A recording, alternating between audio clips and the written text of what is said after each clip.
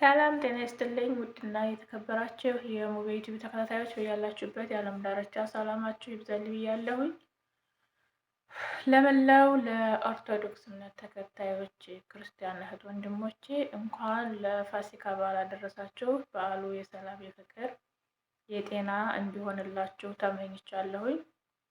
እንዲሁም ሀገራችን ካለችበት ስቃይ መከራ ካለችበት ብቻ ከሀዘን የምትወጣበት ዓመት ያድርግልን። ሀገራችን ላይ እየሰማን ያለነው ነገር ትንሽ ብቻ ሳይሆን በጣም ቅስም የሚሰብር ነገር ነው። በሊቢያ፣ በየመን እንዲሁም ደግሞ ሳውዲ አረቢያ ከገቡ በኋላ በየአረብ ቤቱ በሁሉ ቦታ ላይ የሚጎዱ ቤተሰቦቻችን የኛ ወደሞች ናቸውና ፈጣሪ አምላክ ሀገራችንን ሰላም ያድርግልን። ሙቤቲ ውስጥ ተከታተሉ፣ ላይክ እና ሼር ሰብስክራይብ እያደረጋችሁ አበረታቱኝ። ዛሬ እንግዲህ በተለይ ከኢትዮጵያ የምትመጡ እንኳ ይዛችሁ ትመጣላችሁ ብዬ አላስብም። ግን አረብ ቤት ልክ እንደኔ ጠፍታችሁ የምትሰሩ እህቶች አረብ ቤት ስትሄዱ ይዛችሁ የምትሄዷቸውን እቃዎች ለይታችሁ እንድታውቁ እንደ ግንዛቤ ያህል ነው ዛሬ ልሰራላችሁ የፈለግኩት። እሱ ምንድን ነው? በተደጋጋሚ ብዙ እህቶቻችን በአሁኑ ሰዓት እውነት ለመናገር ሀገራችን ላይ ነበር እንደዚህ አይነት ነገር ወንጀል የተስፋፋው ሀገራችን ላይ ነው። ሀገራችን ላይ አንድ ሰው ወንጀል ቢሰራም በወንጀሉ እንኳ አይጠየቅም። ምናልባት በወንጀሉ እኩል እንኳን ቢሆን ቅጣት ሳይቀጣ ወንጀሉ ገዝፎ ቅጣቱ ግን አንሶ የሚታይበት ሁኔታ ነው ያለው ሀገራችን ላይ። ሳውዲ አረቢያ ላይ እየሰረቀ እጁ የሚቆረጥበት የገደለ የሚገደልበት ህጉ በጣም ከባድ ነው የሳውዲ አረቢያ ህግ። ሆኖም ግን በተለይ በዚህ አመት ውስጥ እያየን እየሰማን ያለነው ነገር ጆሮ ጭው የሚያደርግ ነገር ነው እና እህቶች አብዛኞቻችን በሚባል ደረጃ የምንሰራውን ብር ጥሬ ብሩን ማስቀመጥ ስለማንችል ወይም ደግሞ ጥሬ ብሩን ስናስቀምጥ ስለሚጠፋብን ወርቅ እንገዛለን፣ የተለያዩ ነገሮችን እንገዛለን። ማለት ነገ ብንሸጣቸው ያዋጡናል ወይም ደግሞ ነገ ብንሸጣቸው ብራችን ይዘውልን ይቀመጣሉ የምንላቸውን ነገሮች ውድ የሚባሉ ነገሮችን ዛሬ ላይ ውድ የሆኑ ነገም ስንሸጣቸው ተወደው የሚሸጡ እቃዎችን እንገዛለን ማለት ነው። ለምሳሌ ከዚህም ውስጥ ደግሞ ቀይ ወርቅና ነጭ ወርቅ ነው። ቀይ ወርቅና ነጭ ወርቅ ስንገዛ ሁለቱም ነጭ ወርቁም ነገ ቢሸጥ የሚሸጥ ነው። ቀይ ወርቁም በተለምዶኛ ሀገራችን ላይ ወርቅ የምንለው ይሄ ማንኛውም ወርቅ ቢቀመጥ የሚሸጥ ነው ማለት ነው። ብርም ይዞ ነው የሚቀመጠው። ስለዚህ አብዛኞቻችን በሚባል ደረጃ ቤተሰብ ጋር ስንልክ ቤተሰብ ስለሚያጠፋብን፣ ወንድም ጋር፣ እህት ጋር፣ አባት ጋር እንዲሁም ባል ጋር ስንልክ ስለሚያጠፉብን፣ ሌላም ደግሞ ታመይ ብለን የምንልክበት ሰው ስለሚከዳን ብዙዎቻችን ምርጫ አድርገን የምንይዘው ወርቆችን መግዛት ነው። ወርቆቹን ገዝተን መያዝ ነው። ስለዚህ ያንን ወርቅ ገዝተን በያዝን ቁጥር ደግሞ እረፍት ቤት ብናስቀምጠውም ቤት ስለሚሰበር ይወሰድብናል። ለሰው አደራ ብንሰጠውም በአሁኑ ሰዓት አደራን ጠብቆ አደራ ተቀብሎ ቢሰጥ ሰው የሚመልስ ሰው የለም፣ እንፈራለን። ስለዚህ ከዚህ ሁሉ አማራጫችን ምንድን ነው የምናደርገው? ስራ ቦታችን ይዘን መሄድ ነው ማለት ነው። ስራ ቦታችን ስንሄድ ደግሞ አሁን ላይ በተለይ እንደኔ ወጥተን የምንሰራ እህቶች ከስንት አንድ ነው እንጂ ጥሩ ቤት የምናገኘው። አብዛኛው በሚባል ደረጃ አሁን እንኳን ያለም ሰርተን ደሞዛችንን ሊከፍሉን እኛ ለፍተን ጥረን ስንት ዓመት ሙሉ የለፋንበትን ንብረታችንን እየዘረፉን እንዲሁም እያገቱ ጭምር ብር እየተቀበሉ ያሉበት ሁኔታ ነው ያለው ማለት ነው። ከዚህም ውስጥ አንዱ ወርቅ ነው። ወርቅ ካላችሁ ይዛችሁ ስትሄዱ ያንን ወርቅ እነሱ የኛ ነው በማለት በጉልበት በማስፈራራት ይወስዳሉ ማለት ነው። እንዳንከስ ህጋዊ ስላልሆን ወይም ደግሞ የመክሰስ መብት ስለሌለን አንከስም ማለት ነው። አንዳንዶቻችን ደግሞ አብዛኞቻችን በሚባል ደረጃ ወርቅ ስንገዛ ያለ ፋክቶራ ነው የምንገዛው። ፋክቶራ ስትገዙ አንዳንድ ቦታ ላይ የፋክቶራውን ብር ይጨምራሉ። ፋክቶራ የምገዙበትን ወይም ደግሞ ደረሰኝ የወርቁን የገዛችሁበትን ደረሰኝ ስማችሁ፣ ስንት ግራም እንደሆነ፣ ምን ያህል ብር እንደገዛችሁት፣ በመቼ ዓመተ ምህረት እና በምን ቀን እንደገዛችሁት ከነቀኑ ሁሉ ይጻፋል ማለት ነው።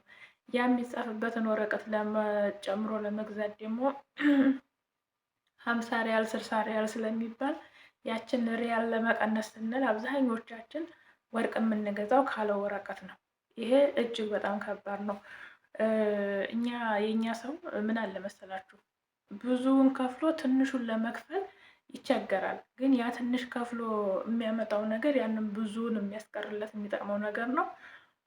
ወይም ደግሞ ብዙ ከፍሎ ለትንሹ ፈርቶ ወይም ደግሞ የትንሹ ምን አባቱ ብሎ እንደመናቅም ብሎ የተወው ያንን ትልቁን ነገር የሚያሳጣው ይሆናል ማለት ነው። ይህም ደግሞ ምን ማለት ነው? ለምሳሌ አሁን ወርቅ 10 ግራም ወርቅ 2000 ሪያል ብንገዛ የዚህ 10 ግራም ወርቅ ደረሰኙ ወይም ወረቀቱ የእኛ ንብረትነቱ የእኛ እንደሆነ የሚያሳውቅ ወረቀት ይጻፍለታል። ያ ወረቀት ለመጻፍ ደግሞ 50 ሪያል ወይም ደግሞ 60 ሪያል እስከ 100 ሪያል ድረስ ያስከፍል ይሆናል ማለት ነው። ምክንያቱም እኔ ከዛሬ ዓመት አካባቢ ላይ እንደዚህ ስገዛ ለገዛኋቸው ወርቆች ወረቀት ተጽፎልኛል። የሁለቱ የሶስቱ ወርቆች ወረቀት አላቸው ማለት ነው። አሁን እነዚህ ወርቆች እኔ የትኛውን ቦታ ላይ ባንክ ቤት ወስጄ ማስቀመጥ እችላለሁ፣ በስሜ ማለት ነው። ምክንያቱም በስሜ ስለሆነ የተገዛው አገር ይዤ ብገባ ይዤ መግባት እችላለሁ፣ ወረቀቴን አሳይቼ ማለት ነው። ስለዚህ 50 ሪያል ይሁን 60 ሪያል ይሁን የከፈልኩት በዛ ሰዓት እና ብዙ ጊዜ ችላ ብለን የምንተወው ነገር አለ። ወርቅ ስንገዛ ወረቀቱን ትተን መሄድ አለ። አብዛኞቻችን ብር ክፍሎ ስንባል በተለይ ያ ነገር ደግሞ ሀገርም ይዘን ብንገባ ሀገር ይዘን ስንገባ ንብረትነቱ የኛ እንዳልሆነ ማረጋገጫ ከሌለን ከባድ ይሆናል ማለት ነው። ስለዚህ ሀገር ይዘን ለመግባትም ግዴታ ወረቀቱ ያስፈልገናል። ሌላው ግን እዚህ አረብ ቤት ዛሬ አሁን ስለ አረብ ቤት ስለሆነ የምናገረው አረብ ቤት ገብታችሁ ስትሰሩ የመክሰስ መብት እንኳን የሚኖራችሁ ልጆች ካላችሁ ለምሳሌ ህጋዊ ከሆናችሁ እንዲሁም ደግሞ ወረቀት ካላችሁ የመክሰስ መብት አላችሁ ወይም ደግሞ መክሰስ ትችላላችሁ። ለምሳሌ እኛ ህገ ወጦች ምንም መኖሪያ ፈቃድ የሌለን መክሰስ አንችልም። ምክንያቱም እኛም ህገ ወጥ ስለሆን የምንከራከርበት ምንም አይነት ነገር ስለሌለን ማለት ነው። ስለዚህ ለመከራከር እንዲመቻችሁ እንኳን ለመክሰስ ንብረትነቱ የራሴ ነው ብላችሁ ለማለት ግዴታ ወረቀቱን ይዛችሁ ብትገዙ ጥሩ ነው፣ ወርቅ ስትገዙ። ሌላው አረብ ቤት ስትሄዱ እናንተ ማስቲካው እኮ ከጉሮሮ ያልወጣችም። አረብ ቤት ስትሄዱ አብዛኞቻችሁ በሚባል ደረጃ ወርቃችሁን ይዛችሁ አትሄዱ። በስሙ ለምታምኑት ሰው በማስረጃ በምታምኑት ሰው ወደ ሀገር ልካችሁ ሀገር ባንክ ቤት ማስቀመጥ ይሻላል ማለት ነው። ወይም ደግሞ እዚህ ሀገር የምታውቁት ወንድም፣ አጎት፣ አክስት ወይም ደግሞ በደንብ የምታምኑት ፈጣሪውን የሚፈራ ሰው ካለ በዛ ሰው ስም ባንክ ቤት ማስቀመጥ ይሻላል።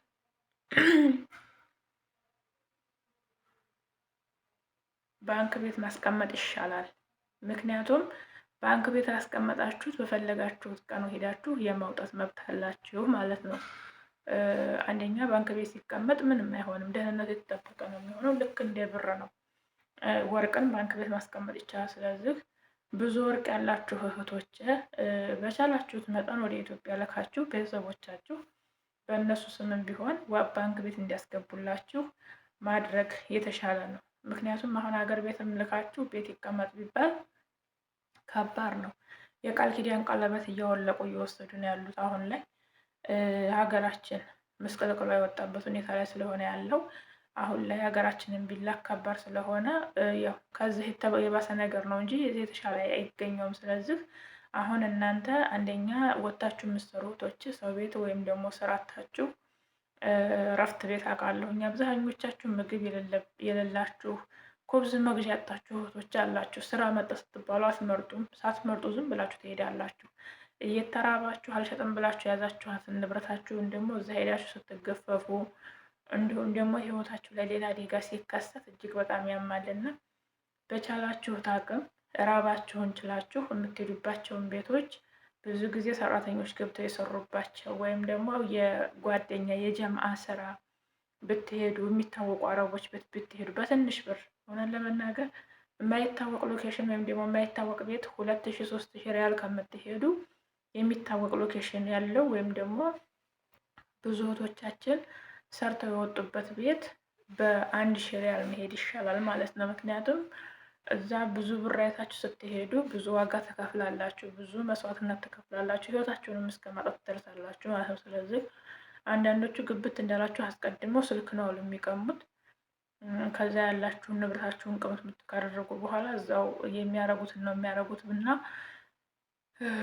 ከመጀመሪያ ፈጣሪ ይጠብቅ፣ ፈጣሪ ይጠብቃል። በተለይ ወተን የምንሰራ ሰዎች አሁን እየፈራው ነው ለመናገር። ያው እኔ እንኳ ያለሁበት ስራ እንግዲህ ቋሚ ነው ብዬ አስባለሁኝ። ያው አረብ አይታመንም፣ ግን እህት አለችኝ፣ ወታ የምትሰራ እህት አለችኝ፣ ወንድሞች አሉኝ እና በቃ ሁልጊዜ ሀሳብ ነው። ዛሬ ወጥተው የሚገቡበት ቤት ምን አይነት ይሆን? ጭንቀት ነው ብቻ እና እንዳለመታደል በሀገርም ተጨነቁ በዚያም ተጨነቁ ያለን ሰዎች ነን። እህቶቼ ለዛሬ ይዤላችሁ የመጣሁት ይህን ይመስል ነበረ። በተለይ አረብ ቤት ስራ ስትሄዱ በአሁን ሰዓት በቻላችሁት መጠን ጥንቃቄ አድርጉ።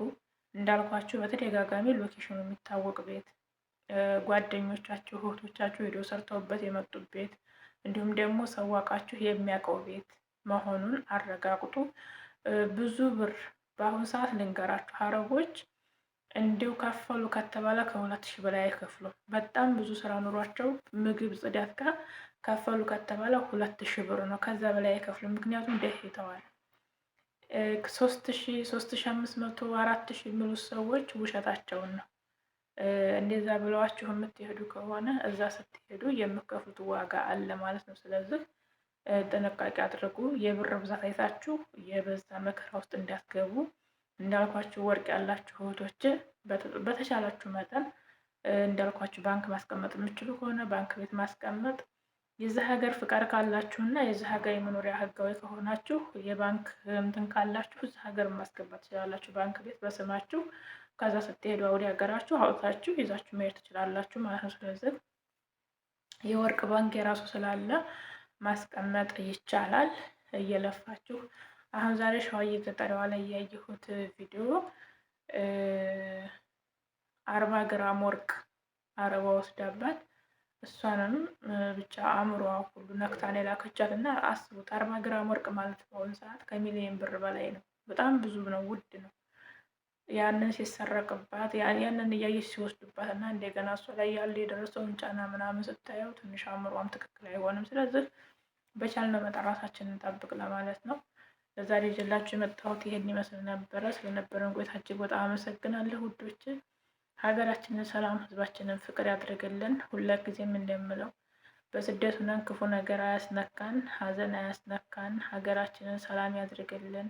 ወንድሞቻችን እየወጡ የቀሩትን ፈጣሪ ነፍሳቸውን ይማር። ለቤተሰቦቻቸውን መጽናናቱን ተመኝቻለሁ። የዛሬ ዓመት አብረውን የነበሩ ዛሬ ግን የሌሉ ብዙ ወገኖቻችን አሉ።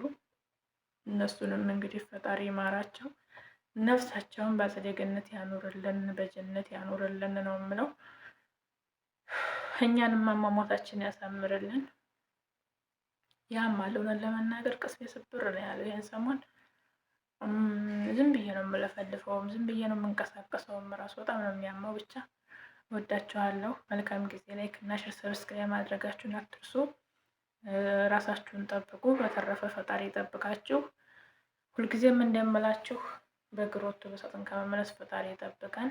ወዳችኋለሁ። መልካም ጊዜ፣ መልካም የስራ ዘመን። በሰላም ለቤተሰቦቻችን ያብቃን። ሀገራችንን ሰላሟን ይመልስልን። ወዳችኋለሁ።